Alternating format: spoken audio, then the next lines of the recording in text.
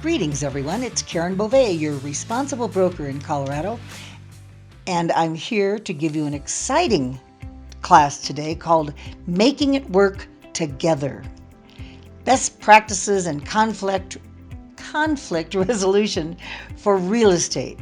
I'm not just talking about teams. I'm talking about real estate, people working in a real estate office together. First practice I can give you for sure is quit the gossip. You got some gossip out there, come to me, come to your managing director, come to your anybody, but a fellow employee where you can just gossip. That just kills people. It just kills our business and everything around it. So if you've got some things that you want to get off your chest, don't just gossip about it, okay? For real estate agents that are just starting out, being part of a team can be a great way to launch and grow your new business. Again, your team is your office. I'm not just talking about teams within your office. I'm talking about your whole team, the entire Coldwell Banker Distinctive Properties, whether it be in Montrose, Grand Junction, Vail, Telluride, Steamboat, Craig. That's your team. For experienced agents, putting a team together can add you leverage and energy to existing real estate business. For couples, friends, colleagues working together, you can offer the opportunity to bring the strengths of each one of your partners for every transaction. So what do you do if your team is struggling to work together? Here's an action plan. Maybe your real estate team, again, the whole office or just the team that you're in, is suffering from an internal conflict, a frustration from a slow market, maybe some bad things that went wrong, unanticipated growing pains. Whatever the case, get a handle on your issues and making a plan to get back on track. It involves honesty, communication, and actionable strategies. Get real.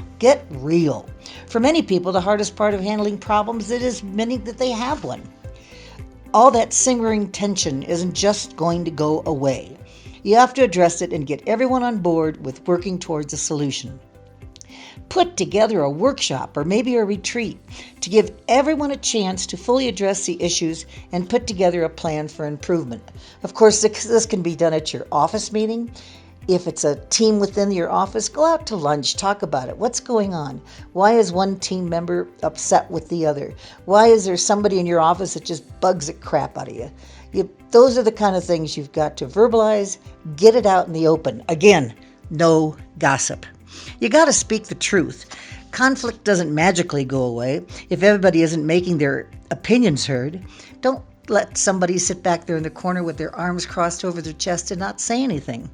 You have to be willing to be honest with each other about things that are problematic or upsetting. This might mean that some people are going to be uncomfortable with their conversation, but with people that you love and value, honestly, this is the best policy. Verbalize, get it out in the open. I don't like Sally because she does what? And get it out, not just rumors. Get rid of those. And no gossiping. Emphasize the value of honest communication and keep the end result in mind. You got to speak honestly to each other. It's just I get passionate about it. It's just the best policy. You got to understand what's causing that conflict. Sometimes personal conflicts spill over into the workplace. That could be the tension that you're feeling isn't work-related. You're fighting with your husband, your children, your wife, your significant other. And that tension is being brought into the office.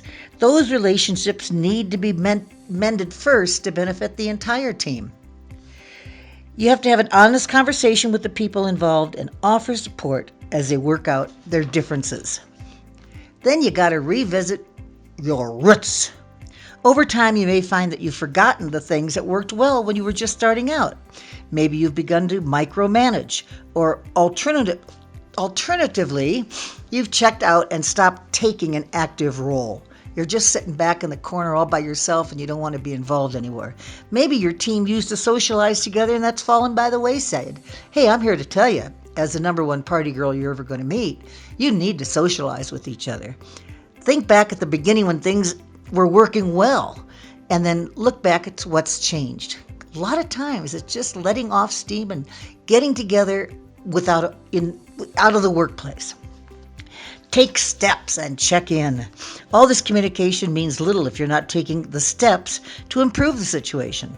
Once you understand the problems, come up with a plan to address them. Maybe the solution involves a more equitable distribution of the duties. Maybe somewhere in your team, again, whether it's the office or just your own team, you need to distribute. Okay, you go put up signs, you go help me with getting this listing appointment. You need to distribute. Don't try to take it on all at the same time.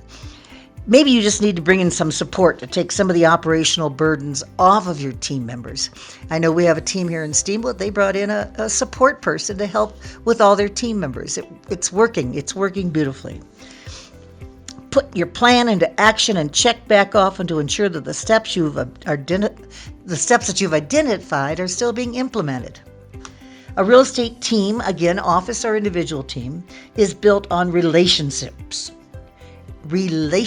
that is, and needs to be nurtured like one. Show how much you care about your team by taking the time to address issues as they arise.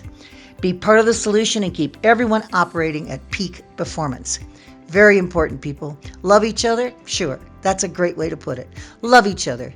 No gossip, no rumors. Hug somebody today. Have a wonderful day. Thanks so much.